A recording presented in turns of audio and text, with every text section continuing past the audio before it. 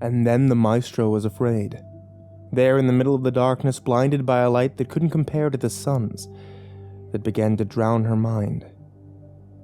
The wilderness was drenched with the color of the squid's ink, but her eyes gazed upon light. An agonizing pain reigned throughout her chest, greeted by short breath and teary ducts. She trembled. Her heart seemed to sweat light beams, and the glow could be seen throughout the 3 layers of the chest. This was the power of realization. A genderless creature who crawled through the back of the mind, toying with the marionette strings that belonged to conscience, and it played with the putty of guilt.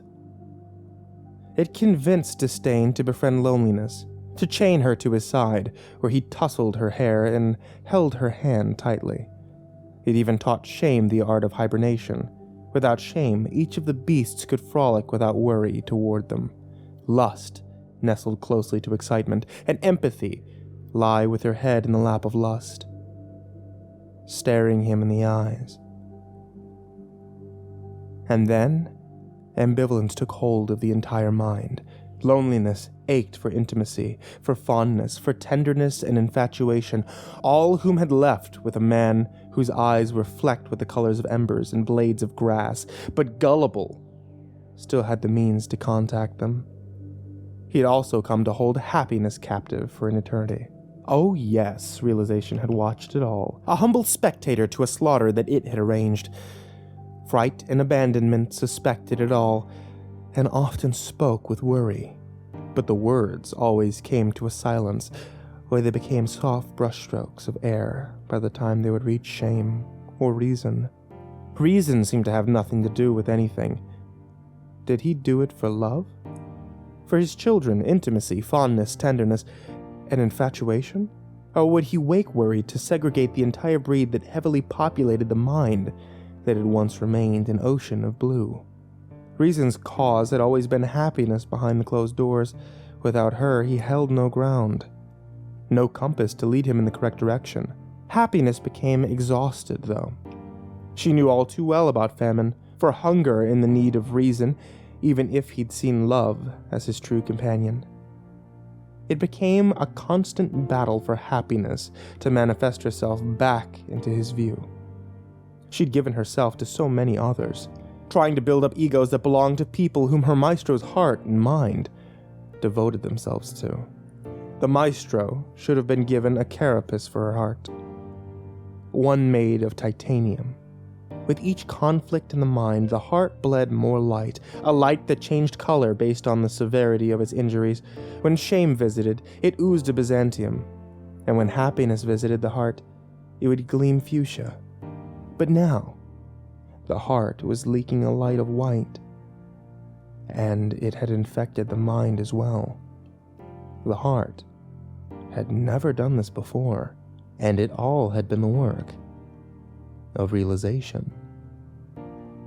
You see, when the heart began to radiate the light, it was to mark the detonation of the war that had begun in the mind.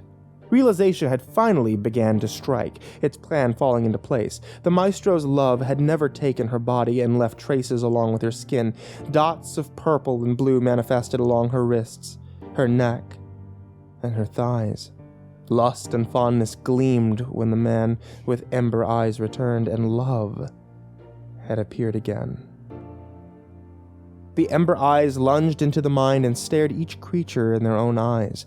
He studied each of them closely and learned their weaknesses. He conjured them up, made them illuminate, and then vanished without a trace.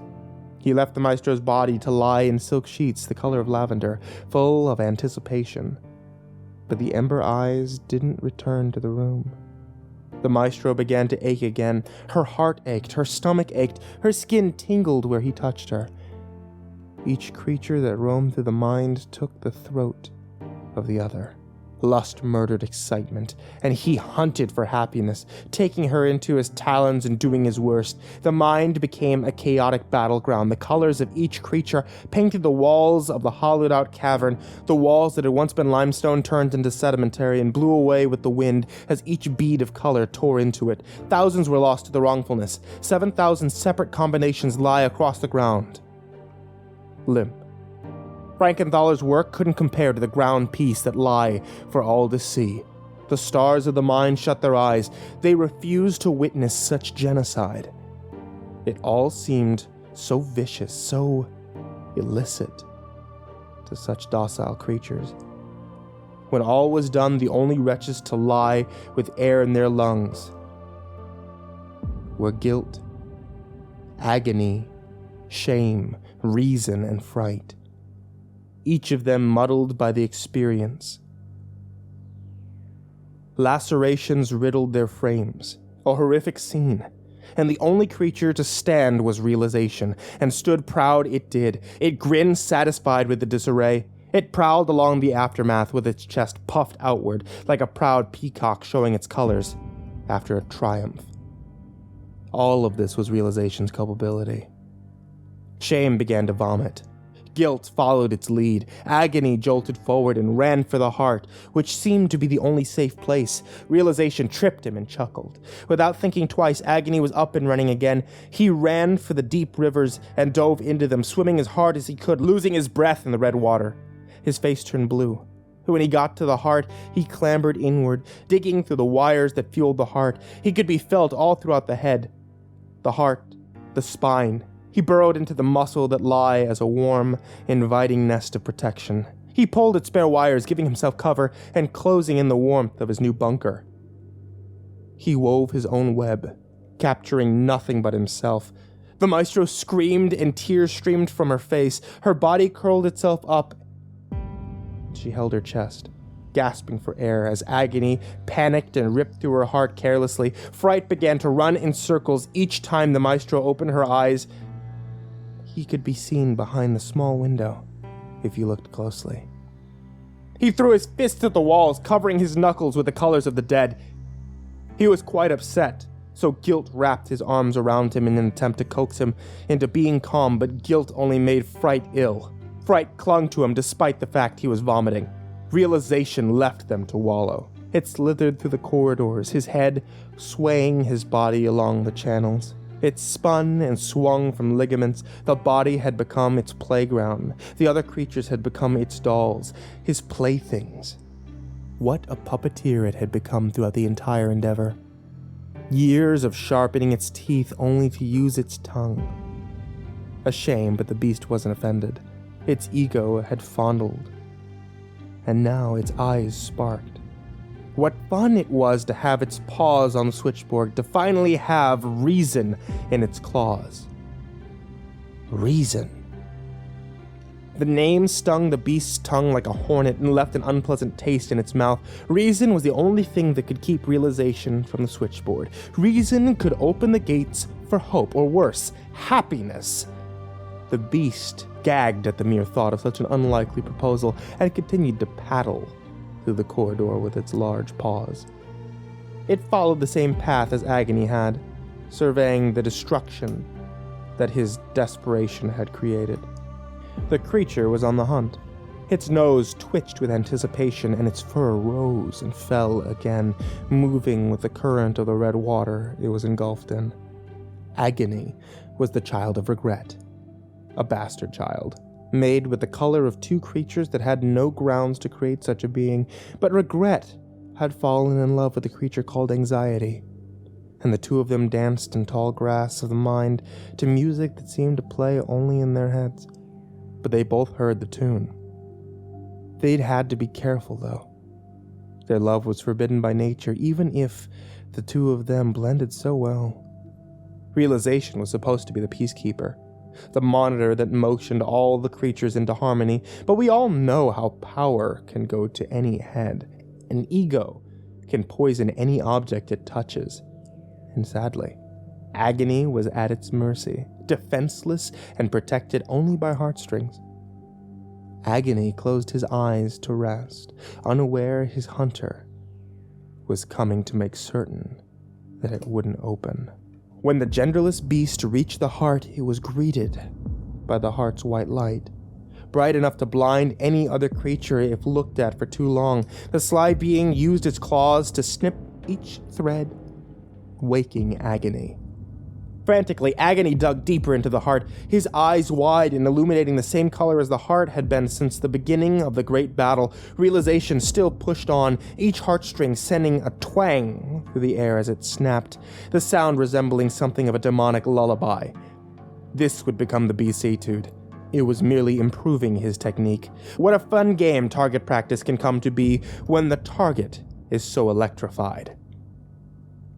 Agony tore through ventricles and atriums to escape, suffocating the maestro. The two of them ran in circles through the heart, whirlpooling the red waters. The maestro was on her knees, mouth ajar, yet no sound came out of her. Realization had snipped those cords as well, her lungs filled with the red water, and she began to choke. And in that moment, Realization had reached Agony and taken him by the throat. The helpless creature screeched like a harpy for mercy, for life, for air. Agony had only wanted to continue to exist in the mind, just as the beast had for decades. But it couldn't be. The narcissist had made up his mind and took the life of Agony in an instant.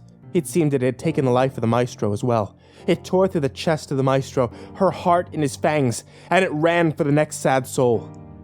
This wasn't where our story ends, though. It's the new beginning. Spiritual reincarnation and growth are among many of the magical things this world has to offer. Even though the maestro lay near death, body torn to shreds, happiness frantically tore through the mind, set free from captivity. She sifted through the bodies, looking for reason. She threw bodies to each side of her, the colors of the dead covering her paws. Once she found the battered creature, she held him close.